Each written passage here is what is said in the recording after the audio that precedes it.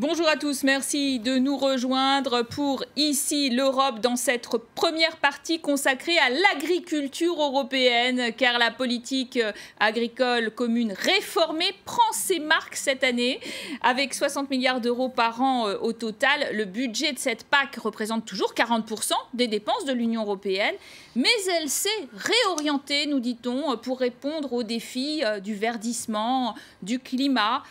Toutefois, les déclarations PAC manuscrites tournent véritablement au casse-tête pour 12 millions d'agriculteurs européens qui se plaignent de critères très complexes. Alors, l'Union européenne prend-elle vraiment bien soin de son agriculture? Nous poserons la question à nos invités aujourd'hui. Robert Rochefort, bonjour. Bonjour. Vous êtes député européen français de l'Alliance des démocrates et libéraux.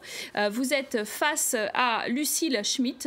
Bonjour. Bonjour. Une verte avec nous, à direction de Europe Écologie Les Verts. À côté de vous, Arnold Puech-Dalissac, bonjour. Politiculteur, éleveur, président de la FNSEA de Seine-Maritime, un syndicat donc, qui est très majoritaire. On va parler justement de vos orientations. Mais d'abord, j'ai envie de parler de cette année 2015 qui est véritablement charnière pour la nouvelle politique agricole commune, année zéro en quelque sorte. Alors, on nous explique qu'elle est beaucoup plus propre et efficace, c'est vrai? D'abord, elle est plus complexe. Mais ça, je voudrais dire que ce n'est pas de la faute de l'Europe pour une fois. Parce qu'en même temps, chaque État, et c'est le cas de la France, fait ses propres réformes. Et la France a décidé que ce soit les régions maintenant qui traitent directement avec les agriculteurs. Mais les régions n'avaient pas les fonctionnaires pour s'occuper de ça. Les fonctionnaires, ils étaient du côté de l'État. Et donc, le cafouillage dont vous avez parlé il y a quelques instants et qui est incontestable, il résulte du fait que les régions n'étaient pas prêtes en réalité.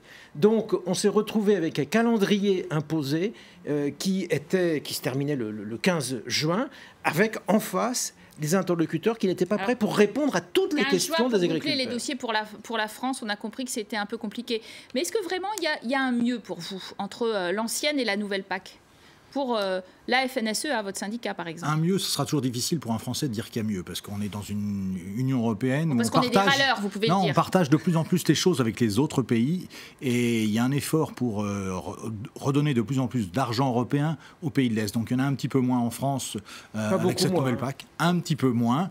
On s'est bien battu pour vous quand même, hein. Reconnaissez-le. Je vous remercie, mais quand on soutient des gens uniquement sur des hectares, sachez qu'un mauvais hectare en Bulgarie va être autant soutenu qu'un très bon hectare chez nous. Et ça, la France est un petit peu moins bien de ce côté-là. De l'autre côté, la partie administrative... On lui a reproché aussi de beaucoup soutenir justement les hectares de très grande agriculture productiviste. On pouvait le reprocher dans la PAC d'il y a très longtemps, qui soutenait des prix, et donc plus l'hectare était productif, plus vous aviez. De l'autre côté, quand vous avez une petite ferme avec beaucoup de monde, quand on soutient les productions, on soutient tous les emplois. Alors, est-ce que du point de vue des Verts, on est satisfait de ce qu'on nous explique? Verdissement, mais verdissement un peu à la carte, avec par exemple des surfaces d'intérêt écologique qui doivent véritablement être mises en place pour obtenir les fameuses aides vertes qui représentent maintenant 30% de l'enveloppe. Nous, ce qu'on trouve, c'est que le débat sur l'agriculture qui doit changer est un débat qui a beaucoup progressé depuis 2-3 ans. Et notamment le terme d'agroécologie est de plus en plus souvent employé, c'est-à-dire une manière de lier un nouveau mode de développement donc plus écologique, une sorte de transition en fait agricole vers l'écologie.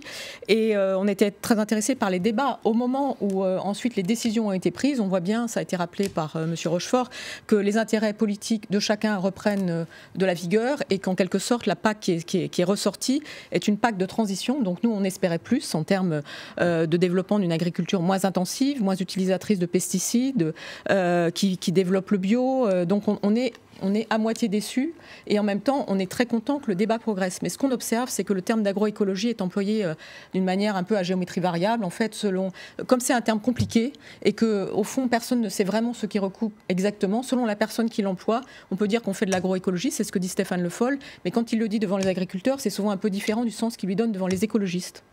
Alors justement, on va progresser sur ces thématiques.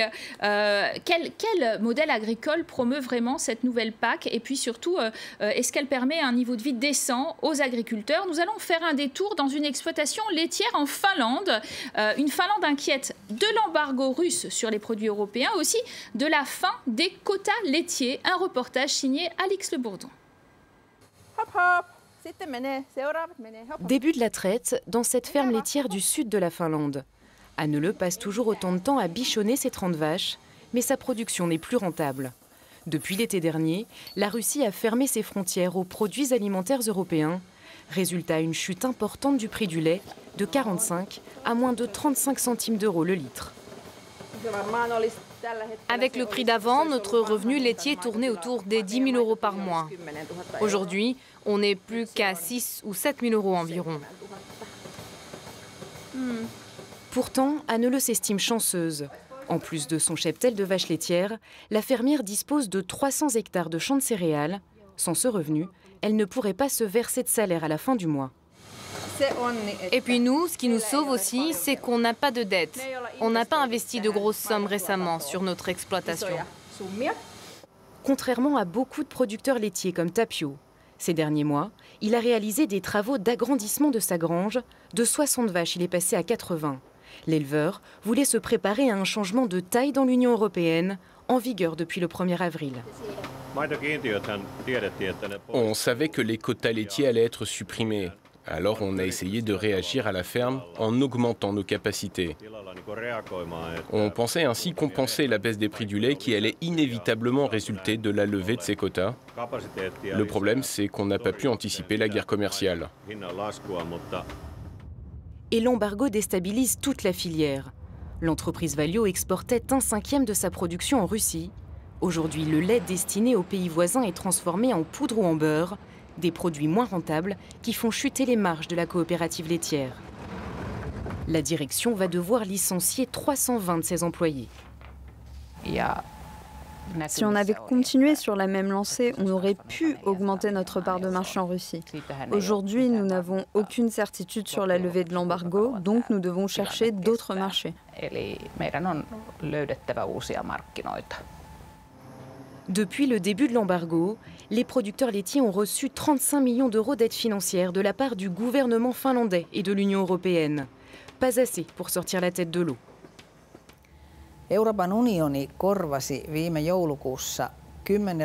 En décembre dernier, l'Union européenne a aidé les producteurs laitiers à hauteur de 10 700 000 euros.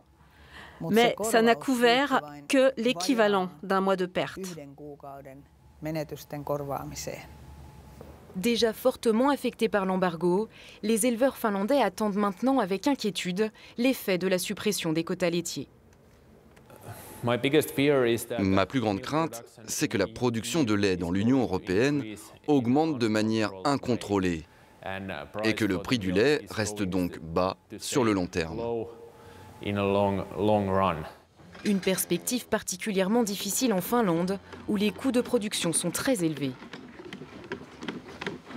Alors la Finlande est, c'est vrai, au premier rang des pays avec l'Estonie qui ont de gros problèmes, la France un petit peu moins, mais l'embargo russe est déjà un problème pour les agriculteurs qu'on n'avait peut-être pas anticipé dans l'agriculture européenne de 2015. Non, mais c'est normal qu'on ne l'ait pas anticipé, parce que le calendrier n'était pas, avec l'embargo russe, déjà réalisé. Je crois que quand il y a une situation exceptionnelle et internationale, il est nécessaire d'avoir des aides ponctuelles, qu'elles soient d'État ou qu'elles soient européennes, ce qui est d'ailleurs le cas. Après, il y a un autre sujet, c'est la question de la fin des quotas laitiers. Ce qu'il faut bien comprendre, c'est qu'en Europe, nous avons des conceptions radicalement opposées qui s'opposent et qui s'affrontent. Entre la fin du soutien au prix. Alors les petits producteurs exploitants disent finalement le résultat c'est que peut-être que ça va favoriser la fameuse ferme aux villes vaches. C'est possible parce qu'on sait qu'à partir du moment où les choses deviennent effectivement extrêmement difficiles, ceux qui peuvent maintenir la compétitivité, c'est ceux qui ont des coûts qui sont tirés à la baisse, donc des grandes. Mais ce que je voulais simplement dire, c'est que le problème que nous avons en Europe, c'est qu'il y a beaucoup de pays autour de nous qui sont favorables à ces grandes exploitations industrielles qui font du lait comme dans des usines. Et ce n'est pas notre conception à nous de l'agriculture. C'est pas la vôtre non plus, Lucille, j'imagine. Non, ce n'est pas ma conception. Moi, ce que je voulais dire, c'est peut-être un petit peu décaler le regard et rappeler que l'agriculture, ça sert quand même aussi à nourrir les gens. Et que pour nous, écologistes, cette question du modèle agricole, et c'est rappelé vraiment fortement dans votre sujet, c'est une question de ne pas laisser l'agriculture seulement à la loi du marché. Et on voit bien que par rapport à la question de la PAC, le sujet, c'est qu'on avait une organisation, une structuration avec des instruments. Aujourd'hui, on change d'instrument et c'est pour ça que c'est une période de transition. Mais du coup, on se retrouve dans une espèce de concurrence sauvage qui effectivement défavorise les petites exploitations, qui pose un problème de revenus aux agriculteurs et qui rejoint la question de à quoi sert l'agriculture et comment est-ce qu'on peut faire pour organiser une agriculture qui permette de nourrir tout le monde. Et de faire travailler les agriculteurs au passage. Est-ce que cette crainte qu'un de ces piliers de la nouvelle PAC qui est on supprime les quotas laitiers, est-ce que véritablement elle peut avoir un impact très négatif sur les petits exploitants et donc l'écologie d'un certain point de vue? Ce qu'il faut, c'est parler avec des faits. Le prix du lait baisse depuis quasiment 1 an dans l'Union européenne, donc avant la fin des quotas laitiers, notamment à cause de la fermeture du marché russe. Voilà. Ça a plus ou moins de décalage pour arriver chez nous. Les pays baltes ont été les premiers concernés, les Finlandais après, et nous, par voie de conséquence, au bout d'un moment, ce que les Baltes ou les Finlandais font, ça arrive sur nos marchés ou sur les marchés internationaux où nous sommes. Et voilà. Bon, alors, petite, grosse exploitation, sachez simplement que les agriculteurs ont envie de vivre comme le reste de la société française. Les agriculteurs ont envie de vivre comme le reste de la société française et que se regrouper, c'est une façon d'avoir quelques week-ends de libre dans le mois ou dans l'année. C'est la façon d'essayer de vivre comme son conjoint qui, de temps en temps, travaille 35, 40 heures. Et donc, c'est une chose normale. La ferme de 1000 vaches, c'est tout à fait autre chose. Dans notre pays, c'est anecdotique. Ça représente 3 fois rien. Mais c'est quelque chose qui arrive naturellement. Au niveau européen. Non, je voulais juste dire par rapport à ce que disait Mme Schmitt tout à l'heure, c'est que ne contestez quand même pas que dans cette nouvelle PAC, nous avons quand même essayé, je dis essayé et pas complètement réussi, parce que les États n'ont pas voulu qu'on aille jusqu'au bout. Mais on a quand même essayé de définir le cadre de cette politique agricole commune, en disant qu'aujourd'hui, elle ne devait plus justement être, j'allais dire, uniquement un soutien productiviste n'importe comment. Donc, y compris, par exemple, sur le soutien aux petites exploitations. Vous savez bien qu'il y a quand même une petite spécificité sur les petites exploitations. De même, par rapport aux jeunes agriculteurs, l'installation des jeunes agriculteurs. Alors, je sais que c'est très lent à se mettre en place. D'ailleurs, à cause des contraintes réglementaires de l'administration française. Et je sais aussi que ce virage est un virage progressif. Mais on n'aurait pas pu non plus faire la révolution que peut-être les écologistes auraient aimé. Ça aurait trop déstabilisé l'ensemble du secteur. Je pense que le sujet, c'est aussi que les agriculteurs redeviennent maîtres de leur destin et comprennent ce qui leur arrive. Moi, ce qui me frappe dans le sujet, c'est la manière dont, en quelque sorte, ça leur tombe sur la tête. Et cette disparition des quotas, cet embargo, ils ont le sentiment qu'ils ne maîtrisent pas leurs revenus et leur vie. Tout à l'heure, je réagis à ce que vous venez de dire. Ils ont peut-être envie d'avoir la vie de tout le monde, mais en même temps, ils ont vécu à l'abri de quelque chose qui, effectivement, était conçu au niveau européen, d'où d'ailleurs une spécificité de notre agriculture et des agriculteurs en Europe. Et aujourd'hui, pour reprendre la maîtrise de leur destin, ils ont besoin à la fois d'une lisibilité et d'échapper à la loi du marché. C'est pour ça que la question de relocaliser la production, d'organiser des marchés qui soient plus proches des gens, moi je pense que c'est un objectif qui correspond à la fois à la question de l'intérêt des agriculteurs et à la question du consommateur. On va quand même conclure, on est obligé bien sûr sur l'obsession française du moment qui est de réussir la conférence climat à la fin de l'année. Les experts chiffrent quand même les problèmes de rejet de CO2, un tiers provient de l'agriculture et de la déforestation. Je réponds à ça tout de suite, mais je donne un petit mot quand même à Lucille Schmitt. Le marché, c'est la vérité. On n'éloignera pas les agriculteurs du marché. Les agriculteurs, comme le reste de la société, on doit être dans cette réalité-là. Et on ne videra pas. Je fais des circuits courts, je vends mes volailles en direct auprès des consommateurs. On ne videra pas les parkings de supermarchés par les circuits courts ou par l'agriculture biologique de proximité. On est obligé, il y a ces deux économies qui cohabitent. Peut-être que les circuits courts prendront 20% un jour, mais vous savez que la loi des 20-80, ça existe vraiment. Voilà, sur cette partie-ci, là, je voulais quand même le dire, parce qu'il ne faut pas faire croire aux gens tout et n'importe quoi. Et en la matière de COP21, alors le monde agricole est complètement engagé là-dedans. Juste avant le salon de l'agriculture, on a fait une belle conférence autour de ça pour montrer tout ce qu'on faisait déjà. On a un peu responsable, on le comprend quand même, de nos problèmes de CO2. Alors, est-ce qu'il faut aussi une agriculture plus consciencieuse? Oui, mais je voudrais aussi que l'Europe soit plus exigeante dans le fait que tous les États jouent à jeu égal. Moi, je suis élu du sud-ouest de la France et je suis énervé quand je vois les Espagnols qui ne transposent pas les directives de la même façon que les Français. Et quand les exploitants agricoles espagnols ont le droit d'utiliser des produits phytosanitaires plus toxiques que les Français, j'aimerais de ce point de vue que l'Europe puisse permettre que la règle du jeu soit équitable. Et à ce moment-là, effectivement, je crois qu'il sera plus facile d'aller dans le sens de quelque chose qui soit plus écologique pour l'ensemble de l'Union européenne et pour l'ensemble de la planète. Un mot pour conclure sur cette relation climat-agriculture. Alors d'abord la compliqué, conférence... parce qu'on pourrait dire inversement, le changement climatique va nuire à l'agriculture aussi.